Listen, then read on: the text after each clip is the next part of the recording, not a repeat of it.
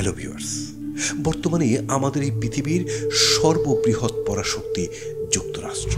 জেনে আশ্চর্য হবেন যে এই যুক্তরাষ্ট্র বা আমেরিকার প্রতিষ্ঠাকালীন নীতি এবং নিয়মকে প্রভাবিত করেছিলেন একজন ব্রিটিশ দার্শনিক, যিনি লিবারেলিজম বা উদারনীতির তত্ত্বের প্রবক্তা ছিলেন। ইউরোপের প্রভাবশালী চার্চের যুগে রাষ্ট্র পরিচালনায় চার্চের প্রভাব মুক্ত করতে তিনি লিখেছেন অসংখ্য প্রবন্ধ। তার প্রবন্ধেই রাষ্ট্র ও চার্চ আলাদা সত্তা হিসাবে প্রথম পরিচালিত হয়। বলছি কিংবদন্তি ব্রিটিশ দার্শনিক এবং রাজনৈতিক তাত্ত্বিক জন লকের কথা। তিনি একাধারে ছিলেন উদারনৈতিক দার্শনিক, ছিলেন একজন চিকিৎসক, যিনি পরীক্ষামূলক বিজ্ঞানের বিপ্লবের মাঝে গবেষণামূলক বিজ্ঞানকে জনপ্রিয় করে তোলেন। চলুন আজকের এই ভিডিওতে কিংবদন্তি দার্শনিক জন লকের আত্মপান্ত জেনে নেওয়া যাক।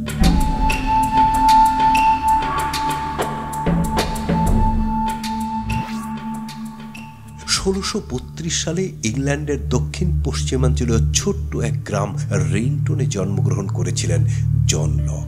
তার বাবা ছিলেন ব্রিটিশ সংসদের একজন পিয়ন। ইংল্যান্ডের মধ্যবিত্ত জনগণের জন্য তখন সবচেয়ে সুবিধাজনক স্কুল ছিল ওয়েস্টমিনিস্টার স্কুল। জন লক সেখানেই ভর্তি হলেন। স্কুলের পরীক্ষাগুলোতে অসাধারণ ফলাফলের পুরস্কার স্বরূপ অক্সফোর্ডের ক্রাইস্ট চার্চ কলেজে স্কলারশিপে পড়ালেখার সুযোগ পান তিনি। সেখানে মানবিক বিভাগ থেকে স্নাতক শেষ করে শিক্ষকতা শুরু করেন তিনি। তবে চিকিৎসা বিজ্ঞান এবং ন্যাচারাল ফিলসফি বা প্রাকৃতিক দর্শনের প্রতি তার প্রবল কৌতূহল জাগে। তিনি প্রয়োজনীয় একাডেমিক কোর্স সম্পন্ন করে ডাক্তারও হয়ে যান। পাশাপাশি প্রাকৃতিক দর্শন বিষয়ক নানা গবেষণায় প্রচুর সময় ব্যয় করেন। উল্লেখ্য, আজকে আমরা যাকে বিজ্ঞান বলে চিনি তাই তখন প্রাকৃতিক দর্শন বলে পরিচিত ছিল। 1667 সালে জন লক মেডিসিনের উপর কোর্স সম্পন্ন করে অক্সফোর্ড থেকে লন্ডন ফিরে আসেন। লন্ডনে এসেই তিনি সেখানকার বিখ্যাত রাজনীতিবিদ অ্যাশলে অ্যান্থনির সাথে বন্ধুত্ব গড়ে তোলেন, আর এখান থেকেই রাজনীতির সাথে তার পরিচয়ের শুরু। অন্যদিকে লন্ডন শহরের সবচেয়ে বিখ্যাত ডাক্তার থমাস সিডেনহামের সাথে তার ভালো সম্পর্ক গড়ে ওঠার সুবাদে দুজন একসাথে অনেক শল্য চিকিৎসাও করেন। এই সময়ই লক শুরু করেন তার জীবনের অন্যতম শ্রেষ্ঠ প্রবন্ধ অ্যাসে অন হিউম্যান আন্ডারস্ট্যান্ডিং লেখার কাজ। এই প্রবন্ধ তিনি তার জীবনের পরবর্তী 20 বছর যাবৎ লিখেছেন। 1675 সালে লক ফ্রান্স ভ্রমণ করেন। কয়েক বছর ফ্রান্সে কাটিয়ে যখন তিনি স্বদেশে ফিরে আসেন তখন স্বদেশের রাজনৈতিক আবহাওয়া সম্পূর্ণ বদলে গেছে। অ্যাশলে অ্যান্থনির তখন আর ক্ষমতা নেই, বরং অ্যান্থনির সাথে সুসম্পর্কের কারণে লকের উপর সে সময় রাজনৈতিক রোষানল নেমে আসে। এই সংকটকালেই লক রচনা করেছিলেন টু ট্রিটিস অব গভর্নমেন্ট, যা তার জীবনের শ্রেষ্ঠ রাজনৈতিক লেখা। তবে রাজনৈতিক কোপানলে পড়ার ভয়ে লক এই লেখা 1689 আগে প্রকাশ করতে পারেননি। এদিকে হঠাৎ করে অ্যান্থনির মৃত্যুতে লকের অবস্থান আরও নড়বড়ে হয়ে যায়। তিনি লন্ডন থেকে নেদারল্যান্ডে পালিয়ে যান। হিউম্যান আন্ডারস্ট্যান্ডিং এর উপর প্রবন্ধটি তখনও লিখে চলেছেন লক। তবে এই সময়কার রাজনৈতিক অস্থিরতার উপর এপিস্টোলা ডি টোলারেন্সিয়া নামক আরও একটি প্রবন্ধ রচনা করেন লক। এই প্রবন্ধে তিনি সরকারের সহনশীল হবার প্রয়োজনীয়তা ব্যাখ্যা করেন, বিশেষ করে ভিন্ন ধর্মের প্রতি এবং ভিন্ন মতের প্রতি। 1688-89 সালে ইংল্যান্ডে একটি বিখ্যাত বিপ্লব সংগঠিত হয়, যে বিপ্লবে রাজা জেমসকে ক্ষমতাচ্যুত করা হয়। বিপ্লবটি গ্লোরিয়াস রেভলিউশন নামে পরিচিত। এই বিপ্লবের পরে লক দেশে ফিরে আসেন এবং নিজের দীর্ঘদিনের প্রবন্ধ প্রকাশ করেন। একই সাথে তিনি টু ট্রিটিসও প্রকাশ করেন, তবে ছদ্মনামে। এই সময় তিনি রাজনীতি, সহনশীলতা, উদারনীতি আর শিক্ষাগত ব্যাপার নিয়ে পুরোদমে কাজ শুরু করেন। তার এসব তথ্য নিয়ে তাকে কম ঝামেলা পোহাতে হয়নি। বিশেষ করে চার্চের বিশপদের সাথে তার প্রায় বাকবিতণ্ডা হতো। এর মধ্যে ওয়েচেস্টারের বিশপ এডওয়ার্ড স্টিলিংফ্লিটের সাথে তার দ্বন্দ্ব বেশ আলোচিত হয়েছিল ইংল্যান্ডে। জন লকের কাজ আলোচনা করতে গেলে প্রথমেই চলে আসবে তার প্রবন্ধগুলোর কথা। তার প্রথম প্রবন্ধ ছিল হিউম্যান আন্ডারস্ট্যান্ডিং। এই প্রবন্ধটি 4টি খণ্ডে বিভক্ত। প্রথম খণ্ডে তিনি মানুষের জ্ঞান ও বোধ শক্তির উৎস খুঁজে বের করার চেষ্টা করেছেন। দ্বিতীয় খণ্ডে তিনি অভিজ্ঞতার প্রয়োজনীয়তাকে প্রতিষ্ঠিত করেছেন এবং ব্যাখ্যা করেছেন যে মানুষের জ্ঞান মাত্রই অভিজ্ঞতা। তৃতীয় খণ্ডটিতে আলোচনা করেছেন ভাষার ভূমিকা নিয়ে। শেষ খণ্ডে তিনি আলোচনা করেছেন জ্ঞান, বিশ্বাস আর মতাদর্শ নিয়ে। তবে 4টি খণ্ডেরই প্রধান উদ্দেশ্য ছিল মানুষের বোধ শক্তির ব্যাখ্যা করা। লক অক্সফোর্ডে গিয়ে সেই সময় সবেমাত্র বিকশিত হতে শুরু করা মেকানিক্স বা বলবিজ্ঞানের সাথে পরিচিত হন।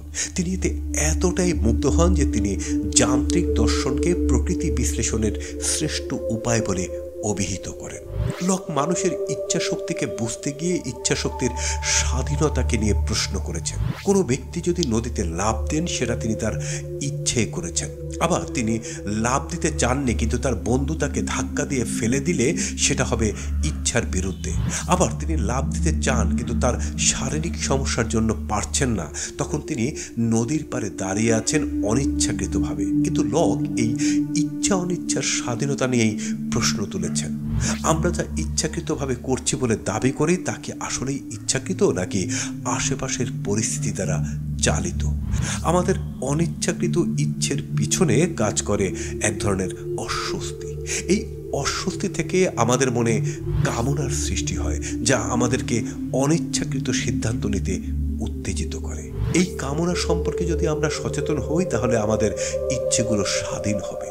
লক বিশ্বাস করতেন মানুষের বিশ্বাস এবং অনুধাবন তার ব্যক্তিত্ব গঠন করে। বিশ্বাস পরিবর্তনের সাথে সাথে ব্যক্তিত্ব পরিবর্তিত হয়। লকের মতে প্রতিটি ব্যক্তি বা বস্তুর রয়েছে দুটি সত্তা, একটি বাস্তব সত্তা এবং একটি নামমাত্র, যা অধিকাংশ সময় বাস্তব বলে মনে হতে পারে। লক এই নামমাত্র সত্তার ব্যাপারে সচেতন হতে বলেছেন।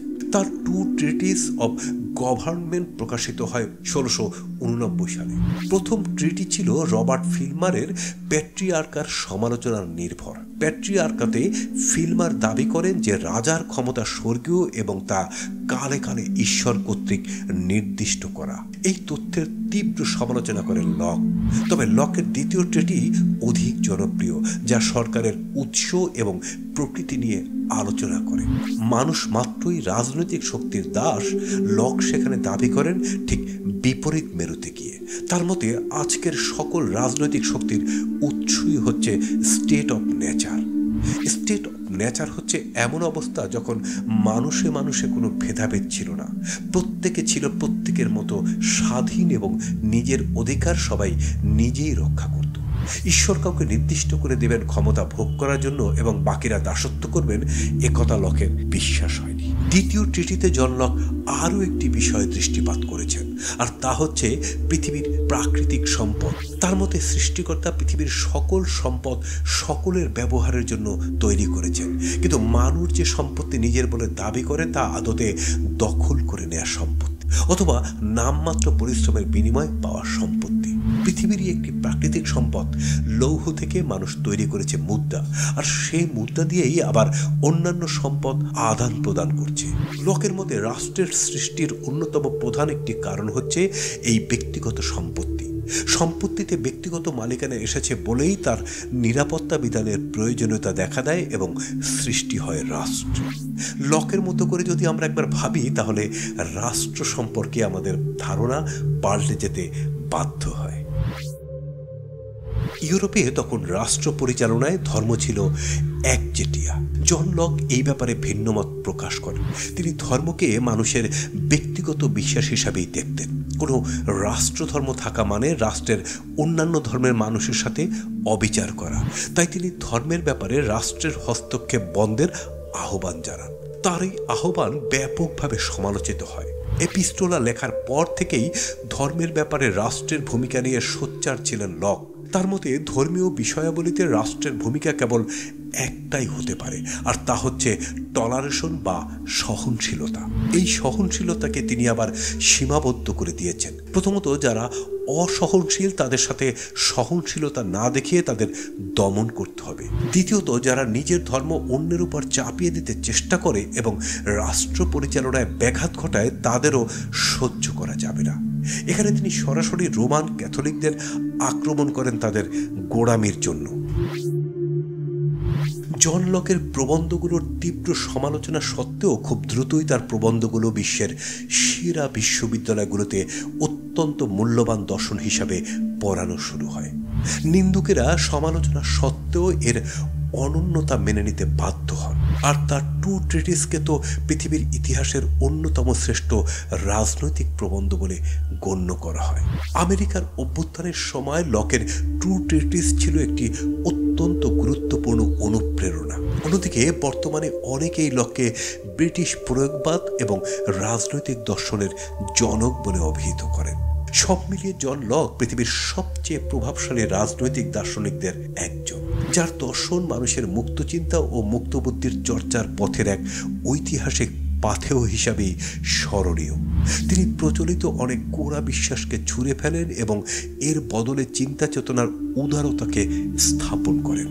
18 শতকের শুরুর দিক থেকেই লক স্বাস্থ্যগত সমস্যায় ভোগেন। তার শ্বাসকষ্টের সমস্যা হয়।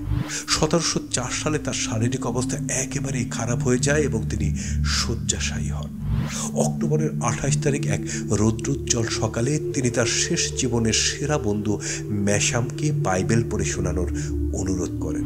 ম্যাশামের মুখে বুক অব শামসের কিছু অংশ শুনতে শুনতেই চিরনিদ্রায় শায়িত হন জন লক। ওটিস শহরের হাইলেবার নামক সমাধি ক্ষেত্রে তাকে সমাহিত করা হয়। ভিউয়ার্স, ভিডিও সম্পর্কে কোনো মতামত থাকলে কমেন্টস করে জানিয়ে দেবেন, আর ভিডিওটি ভালো লাগলে শেয়ার করে দেবেন।